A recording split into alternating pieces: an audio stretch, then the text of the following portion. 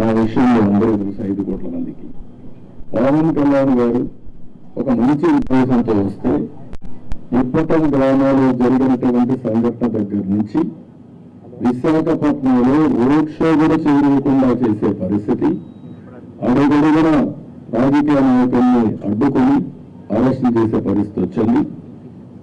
అవన్నీ కూడా దృష్టిలో పెట్టుకున్న తర్వాత మేము ఒకటే ఆలోచించాం, మేమందరం కూడా రాగద్వేషాలకు అతీతంగా 2 పార్టీలు కలిసి మనస్ఫూర్తిగా సహకరించి ఈ రాష్ట్రాన్ని కాపాడే బాధ్యతను తీసుకోవాలనే ఉద్దేశంతోనే ఈ ఎక్సర్సైజ్ కి ప్రారంభించాం.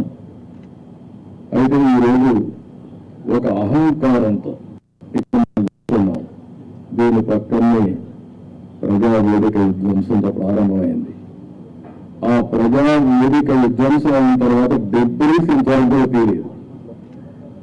ఒక అహంభావి ఎంత ఈ విధంగా ప్రవర్తిస్తాడోనికి ఇది ఒక ఉదాహరణ.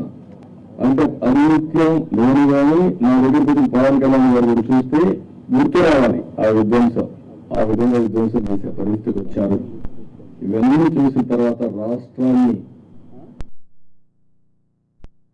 ఓట్లు చేయకుండా 98% స్ట్రైకింగ్ రేట్ ఉండేలాగా ఎక్కువ స్థానాలు తీసేసుకొని ఎక్స్పెరిమెంట్ చేసే కంటే కూడా తక్కువ స్థానాలు తీసుకొని రాష్ట్ర ప్రజలకు ఉపయోగపడేలాగా ఈరోజు మేము చూస్తుంది కూడా రాష్ట్రాన్ని ముందు ఒక గాడిలో పెట్టడం, పార్టీ ప్రయోజనాలను దాటి వ్యక్తి ప్రయోజనాలను దాటి రాష్ట్ర ప్రయోజనాలను దృష్టిలో పెట్టుకొని 2014 నుంచి మనం నలుగుతా ఉన్నాం.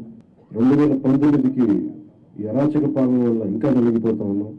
ఇలాంటి సమయంలో నేను చాలా నిర్మాణాత్మకంగా చాలా బాధ్యతతోటి అన్ని ఆలోచించి చాలా మంది పెద్దలు 40 స్థానాలు కావాలి, 70